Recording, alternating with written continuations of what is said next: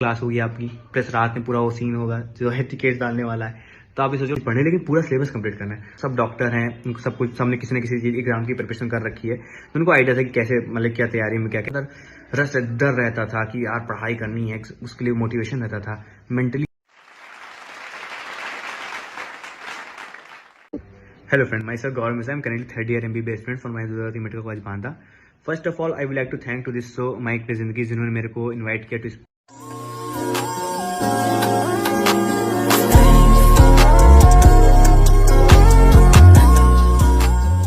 With someone those who are preparing for the NEET exam. उनको बताना है कि उनकी जर्नी कैसे रहने वाली है, क्या क्या स्ट्रगल मैंने फेस किए थे अपनी जर्नी में, कुछ उनको मोटिवेट करना, थोड़ा बहुत उनको ग्लिम्स देना कि उनकी आने वाली जिंदगी जिसमें अभी भी परस्यू कर रहे होंगे कल को, वो कैसी रहने वाली है।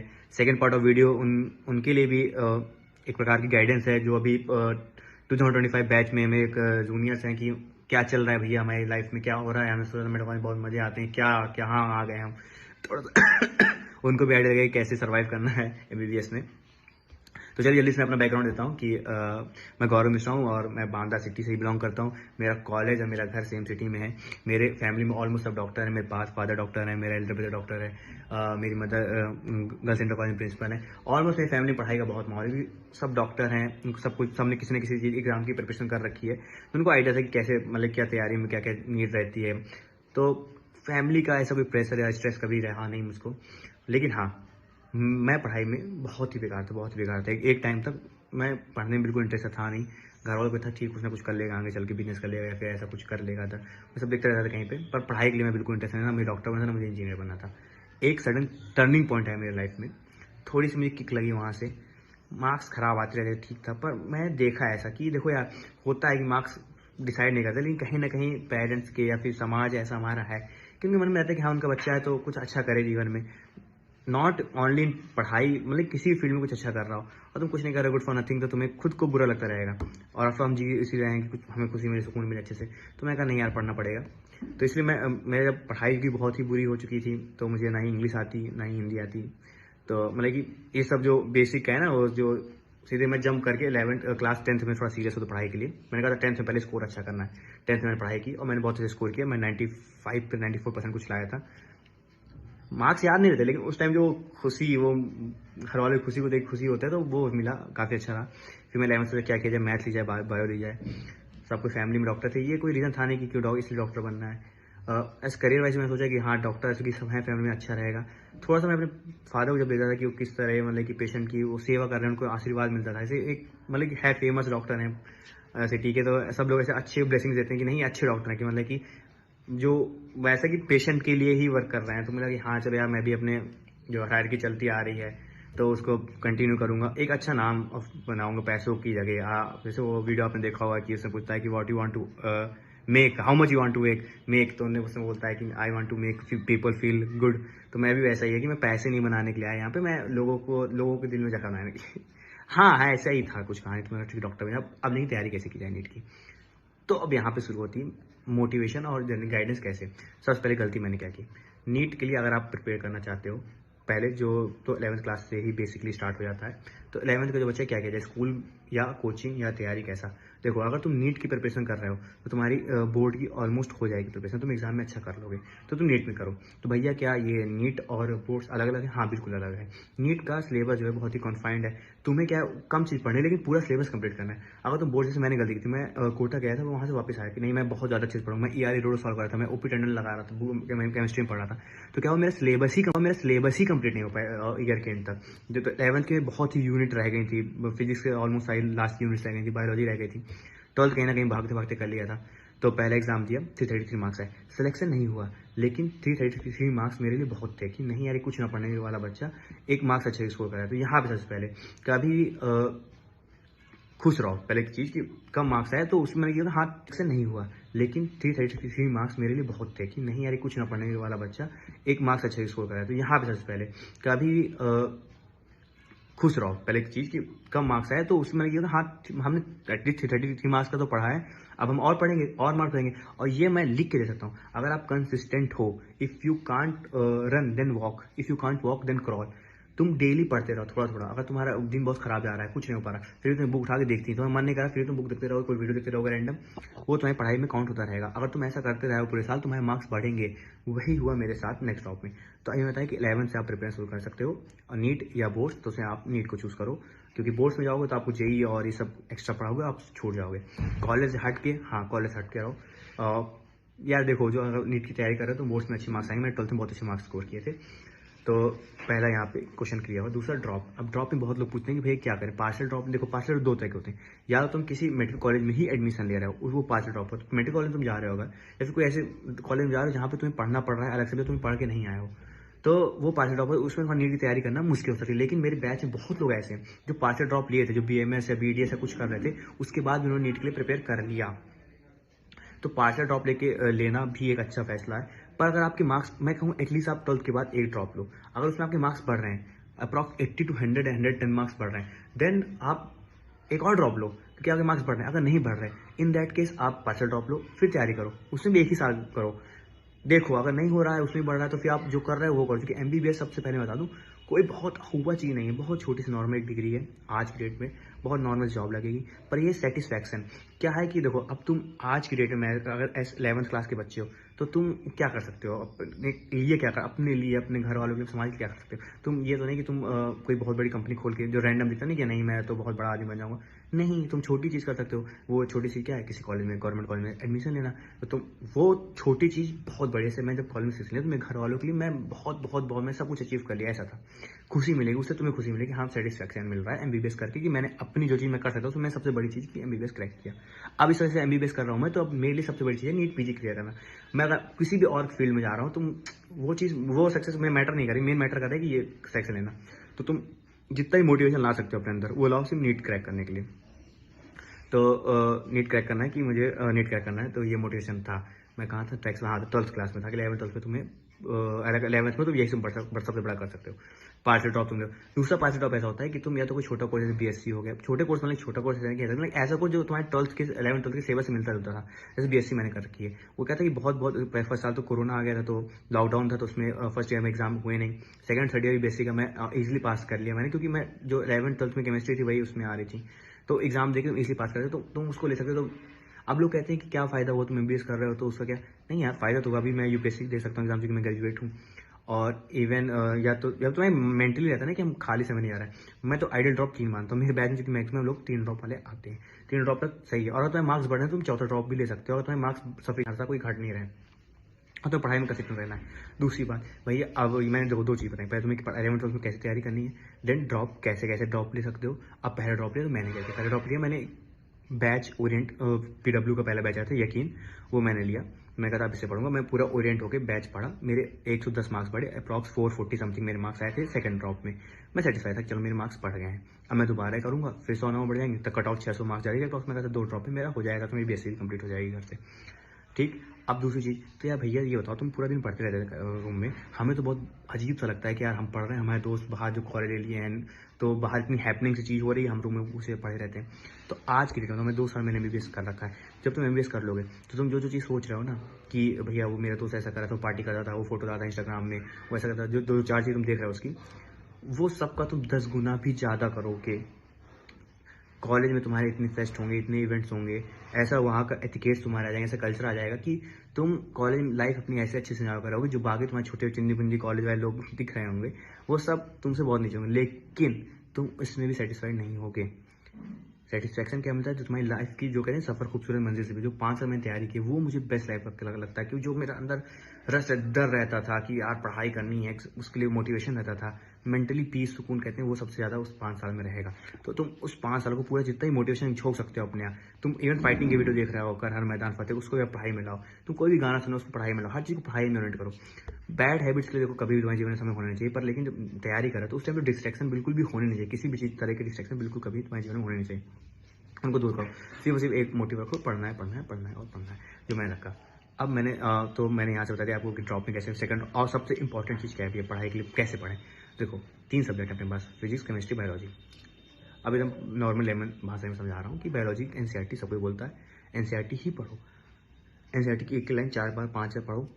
आगे से पढ़ रहे हो, पीछे से पढ़ो चैप्टर को, तो क्या होता है, आगे से पढ़ जाते हैं, पीछे चैप्टर भूल जाते हैं, या फिर आगे की लाइन्स पढ़ जाते हैं किसी चैप्टर में, पीछे से नहीं पढ़ते, आगे पीछे ऐसे करके पढ़ो। ये सब तुम कई सारे तरीके बताए मैंने, इवन यूट्यूब कई बार बता रखा है कैसे बायोलॉजी पढ़ो। फिजिक्स के लिए तुम एनसीईआरटी तो सबके लिए पढ़ना है। फिजिक्स के लिए तुम जो मॉड्यूल से क्वेश्चन आते हैं उनको सॉल्व करो। भाई सबसे अच्छा चैनल कौन सा? केमिस्ट्री के लिए पंकज का कैम्पॉलिक करके चैनल है, उन्होंने वन शॉट के लेक्चर डाल रखे पूरी केमिस्ट्री के हर चैप्टर के, वो उन्होंने पूरी एलन की मॉड्यूल पढ़ा रखी है। तो तुम वो कैम्पॉलिक चैनल आज भी है, यूट्यूब में जाओ, फ्री में पंकज सर का, उससे पूरी तुम केमिस्ट्री पढ़ सकते हो। तुम्हें पूरी एलन की सारी उन्होंने मॉड्यूल्स के क्वेश्चन सॉल्व करवा रखे हैं, सारी रिएक्शन बता रखी है, फिजिकल, इनऑर्गेनिक, ऑर्गेनिक तीनों। ऑर्गेनिक तुम्हें सिर्फ और सिर्फ क्या करना है, जो एनसीईआरटी की रिएक्शन है उनको एक जगह लिख लेना है। मैं क्या करता था, तो पहले पढ़ाते कैसे, ऐसे उसके एनसीईआरटी पढ़ोगे। देन फिजिक्स के लिए तुम वही अलग सर की वीडियो देख लोगे, सारे क्वेश्चन सॉल्व कर लोगे। देन मेन है सबसे जो इंपॉर्टेंट है, तुम्हें एक भी टेस्ट मिस नहीं करा, तुम्हें एक टेस्ट मिस करे तो तुम एक स्टेप पीछे आगे नीट की प्रिपरेशन के लिए। और उस माइनर टेस्ट को भी अपना मानो कि मेन मैं नीट का एग्जाम दे रहा हूँ, उससे तुम जो कर सकते हो। फॉर एग्जाम्पल जैसे मुझे कुछ याद नहीं होती थी, क्वेश्चन या रिएक्शन, मैं उसको बोर्ड लेता था ताकि मैं इसको लास्ट टाइम रिवाइज करूँगा। टेस्ट के 1 घंटे पहले टेस्ट ही था, लेकिन मैं उसको नीट की तरह पढ़ा था। प्लस जो भी याद नहीं होता मैं हाथ में देता था उसको अपने, या मुट्ठी बंद रखूँगा, एग्जाम हो रहा है मैं खोल के देख लूँगा माइनर टेस्ट को, वो चीज़ तुम्हारे दिमाग में घुस जाएगी, तो फिर तुम्हें मुट्ठी खोलने की जरूरत नहीं पड़ेगी, एग्जाम में टेस्ट में याद आ जाएगा।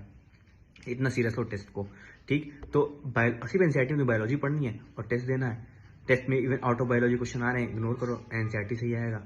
ऑर्गेनिक केमिस्ट्री तुम्हें सारी रिएक्शन, मैंने सारी रिएक्शन एक पेपर में, सारी नेम रिएक्शन और उसकी सारी मेथड ऑफ प्रिपरेशन वगैरह। तो इनऑर्गेनिक में तुम्हें ऐसा करना है कि एनसीईआरटी में तुम एक सिर्फ वो पीरियोडिक टेबल लो, उस पीरियोडिक टेबल में ऊपर से जाके मेटेलिक स्ट्रेंथ और सबसे पहले मेटेलिक और नॉन मेटेलिक स्ट्रेंथ ही हम कुछ बता देंगे, उसकी जितनी प्रॉपर्टीज होती हैं, स्टेक बेसिक, वो याद करो, कई बार याद करो, मल्टीपल टाइम। देखो एक बार कुछ नहीं, तुम ज़्यादा चीज़ों को एक बार पढ़ने से एक चीज़ को बार पढ़ो। तो वो है तुम्हारी biology, organic chemistry and inorganic chemistry के लिए एनसीईआरटी। फिजिकल के लिए क्या है कि तुम क्वेश्चन सॉल्व कर सकते हो, और पंकज सर तो पूरी केमिस्ट्री कैम्पॉलिक में पढ़ा चुके हैं, और अलग सर जो है उनके जो उम्मीद वाले आते थे उसमें पूरा ऑलमोस्ट फिजिक्स के क्वेश्चन सारे सॉल्व करा चुके हैं। उसके बाद ये बार तुम फिजिक्स के लिए क्वेश्चन प्रैक्टिस मल्टीपल टाइम करो, जो भी पढ़ो तो क्वेश्चन प्रैक्टिस करके पढ़ो, और ऐसे करो कि 1 घंटे में 45 क्वेश्चन सॉल्व करने, तो 1 घंटे का टाइम लगा 45 क्वेश्चन सॉल्व करो। टेस्ट में भैया टेस्ट सीरीज सबसे कौन सी थी, मुझे आकाश की AIATS test series, all India test series, वो मुझे टेलीग्राम मिल गई थी, मैं उसको सॉल्व कर। मैं लास्ट जब ईयर था मेरा सिलेक्शन, उससे पहले मैं कोटा गया था, तो वहाँ पे भी मैं उसके पेपर प्रिंट आउट निकलवा के उसको OMR भी निकलवा के OMR सॉल्व करता था 3 घंटे लगा के। टेस्ट मार्क्स कभी घर में बताएं डरो मत, क्योंकि अगर तुम तैयारी कर रहे हो सीरियसली होके, तो तुम्हारे कम मार्क्स, मेरे कम मार्क्स आए, मेरे जब 333 मार्क्स आए तभी मैं सबको कहता था कि हाँ मैं इतने मार्क्स आए, क्योंकि मैं पढ़ा था, मुझे पता मैंने अब पढ़ा, नंबर नहीं आए तो कि नहीं आए, क्योंकि नहीं आए सबके। तो कभी भी अगर तुम ईमानदारी से पढ़ रहे हो तो नंबर मार्क्स छुपाए हो। रिलेशनशिप के बारे में क्या तैयारी करते हो, देखो गर्लफ्रेंड बॉयफ्रेंड या फिर इवन बहुत बड़ा फ्रेंड सर्कल रखने की बिल्कुल भी जरूरत नहीं है तुम्हें इस फेस में, जब तैयारी कर रहे हो। तुम्हें कोई पार्टीज करने की जरूरत नहीं है, तुम्हें कहीं शादी में जाने की जरूरत नहीं है। आज की डेट में से हो तो किसी भी शादी भी तुम्हें सब बहुत छोटी छोटी लगेगी, जब तुम्हें सिलेक्शन हो जाएगा तो सब बॉय करो, सिर्फ 5 साल पढ़ाई करो, बेस्ट ईयर उसको अपना मान के पढ़ो। अगर तुम्हें नहीं लग रहा है कि ये बेस्ट है, मजा नहीं आ रही कि नहीं, मेरे छोड़ दो, फिर कुछ और देखो। ये होगा तैयारी का। दूसरा इमोशनल और मेंटल क्या क्या स्ट्रेस और बर्नआउट आते हैं। तो मैंने तो यार देखो, मेरे तो जब मैं तैयारी कर रहा था बिल्कुल ऐसा कुछ मेंटल हेल्थ और ये स्ट्रेस ये सब ऐसा कुछ नहीं, बस डर रहता था, और डर में मुझे मजा आती थी। मुझे पता था कि मैं 3 ड्रॉप लूँगा और मेरे मार्क्स बढ़ते थे, और मैं कंसिस्टेंट होकर पढ़ता था, मैं पढ़ाई को सब कुछ माना, तो मुझे वो खेल बड़ा अच्छा लगा उस टाइम में। तो इन नटसेल अगर मैं क्या क्या बात बताना चाहूँगा, पहले मैं बताया कि 11 से तुम आप प्रिपरेशन करना स्टार्ट कर सकते हो। उसके लिए क्या करना है, आपको एक नीट ओरिएंटेड बैच लेना है, नीट ओरिएंटेड पढ़ाई करनी है। ड्रॉप कैसे तरीके इतने सारे होते हैं, पार्शियल ड्रॉप, उस वजह से कैसे ड्रॉप लेना है, इसलिए हर बार मार्क्स पढ़ें तो ठीक है। टेस्ट पे फोकस करो, क्या क्या पढ़ना है वो मैंने बताया तुमको। देखो मेरा रोल ऑफ पेरेंट्स क्या है कि मेरे घर में पेरेंट्स को सपोर्टिव थे, कहते हैं अगर गवर्नमेंट नसीब मिले तो कहीं ना कहीं किसी कॉलेज में एडमिशन करा देते प्राइवेट में।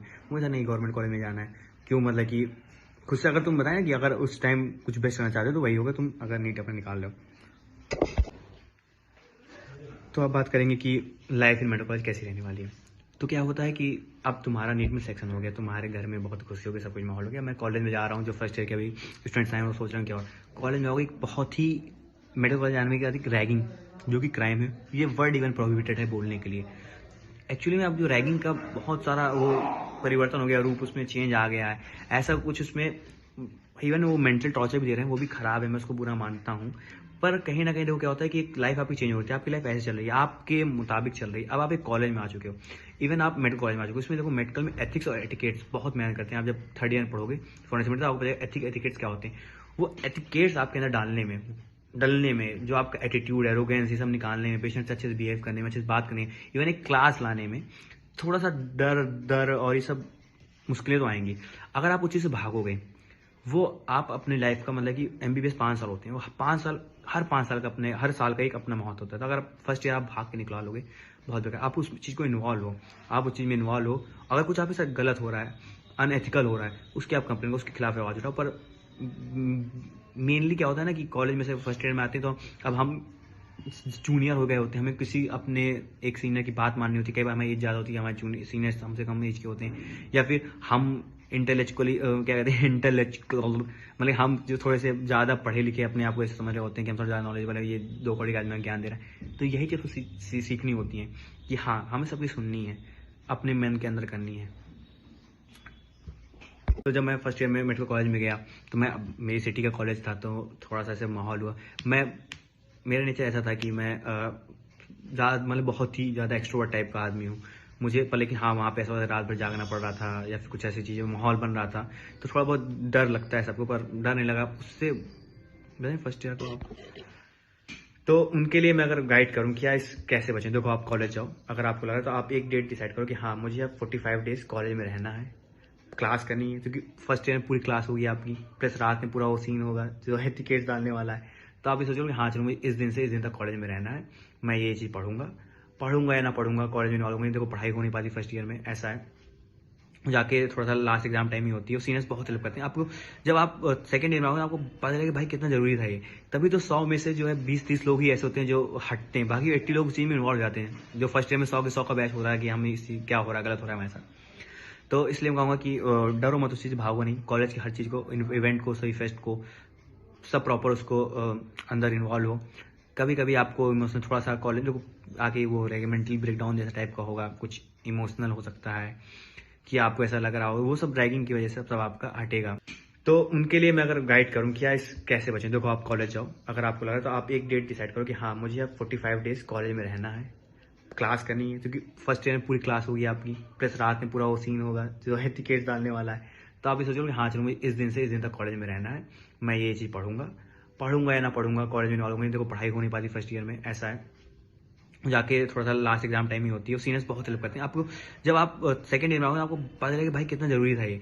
तभी तो 100 में से जो है 20-30 लोग ही ऐसे होते हैं जो हटते हैं, बाकी 80 लोग उसी में इन्वॉल्व जाते हैं। जो फर्स्ट ईयर में 100 के 100 का बैच हो रहा है कि हम इसी क्या हो रहा है, गलत हो रहा है हमारे साथ। तो इसलिए मैं कहूँगा कि डरो मत, उस चीज़ भागो नहीं, कॉलेज की हर चीज़ को, इवेंट को, सही फेस्ट को, सब प्रॉपर उसको अंदर इन्वॉल्व हो। कभी कभी आपको इमोशनल थोड़ा सा कॉलेज आके वो हो रहेगा, मेंटली ब्रेकडाउन जैसा टाइप का होगा, कुछ इमोशनल हो सकता है कि आपको ऐसा लग रहा होगा, वो सब ड्रैगिंग की वजह से सब आपका हटेगा। तो सर भागो नहीं, पार्टिसिपेट करो सब में, सारे कॉलेज के इवेंट्स ज्वाइन करो, फेस्ट ज्वाइन करो, और सबको अच्छे से लो यार, कि ये सब मेमोरीज हैं, ये सब बनेंगी 5 साल में, हर तरह का वो होगा। बस कॉलेज में आके कुछ चीज़ों का ध्यान रखो, जिस चीज़ से मतलब कि आपके घर ऐसी चीज़ें मत करो जो आप अपने घर वालों को बता सको। अगर मैं अपने घर वालों को नहीं बता सकता कि मैं ड्रिंक कर रहा हूँ, तो कभी ना, मैंने आज तक कभी ऐसा कुछ पार्टीज में गया ही नहीं जहाँ पे स्मोक या ड्रिंक करना हो। वो आपको मेंटल हेल्थ को भी बहुत ही ख़राब करेगा, पूरी हेल्थ ख़राब होगी उस चीज़ से। उसमें बिल्कुल इन्वॉल्व मत हो, कोई भी ऐसी गलत चीज़ मत करो जो आप घर में नहीं बता सकते अपने, जो है फिर उसको करने के बाद घर वालों के सामने करते। बाकी कॉलेज में आके देखो, कॉलेज की लाइफ तो एंजॉय करनी है हमको, पार्टीज मतलब कि जो फेस्ट और इवेंट्स हो रहे हैं उसमें अच्छे से पार्टिसिपेट करो। मैं इवन ये इंटरव्यू दे रहा हूँ, ये भी एक एक्टिविटी है जो कर रहा हूँ। ऐसे मैं कई सारे मतलब कि प्लेटफॉर्म है जो कॉलेज में स्पॉन्सर करता हूँ, उसको ब्रांड एम्बेसडर हूँ। मैं रील्स बनाता हूँ, कंटेंट क्रिएशन करता हूँ, मेरी आईडी शटरबग विस्तार, उसमें आप लोग जाके देख सकते हो। मेरे को मैं बनाता था सिटी में, फिर उसमें मुझे मजा, उसमें भी ऐसा नहीं ले रहा था, मैं उसको ऐसा हॉबी ज्वाइन कर रहा था। स्पोर्ट्स सारे होते हैं, आप सबको अगर आप स्पोर्ट्स एक्टिव उसमें पार्टिसिपेट करो। कॉलेज आके पूरी कॉलेज लाइफ को एंजॉय करना है, बस गलत चीज़ों में नहीं पढ़ना है, तो बहुत अच्छी लाइफ चलती रहेगी। नहीं फिर आपका एक अलग ग्रुप बन जाएगा, फिर वो पूरी चीज़ों से बाइकआउट रहेगा। तो अब इन नेक्स्ट सेल पूरा कंक्लूड करना चाहूँगा मैं। सबसे पहले उनके लिए जो प्रिपेयर कर रहे हैं नीट के लिए, पढ़ते रहो, सबसे बेस्ट टाइम ये, तुम एमबीबीएस पा के भी इतने खुश नहीं हो जितना अगर तुम अच्छे सीरियसली पढ़ाई कर रहे हो तो होगी। पढ़ाई भैया कैसे करनी है मैंने बताया है, कैसे कैसे करनी है थोड़ा बहुत आइडिया दिया है। कॉलेज आके देखो, फर्स्ट ईयर वालों को थोड़ा सा स्ट्रेस होगा, सेकंड ईयर वाले तो मजे कर रहे हैं, उनको मैं क्या ही ज्ञान दूँ, मैं भी सेकंड ईयर से पास हुआ। फर्स्ट ईयर थोड़ा सा लगेगा, मैं कहूँगा भाई ठीक है 6 महीने 7 महीने इस चीज़ को एंजॉय करो, फिर तुम्हें मजा आएगा। बस मेरी एक ही बात मानो, 6 महीने 7 महीने देखो जो हो रहा है, लेट इट बी, और भोले बने रहो, नादान बने रहो, और सीखते रहो सब, और हर चीज़ पार्टिसिपेट करो, किसी से कहीं भागो नहीं, किसी से भी डरो मत। बस दैट्स ऑल अबाउट मी, और आई होप कि आपको पसंद आया हो कुछ मेरी बातों में। कोशिश करूँगा कि अगला शो में कभी आऊँ मैं और कुछ अच्छे से एक्सप्लेन कर पाऊँ, बता पाऊँ। जो प्रिपेयर कर रहे हैं नीट के लिए या फिर जो और अदर एस्पिरेंट्स हैं। Okay, thank you.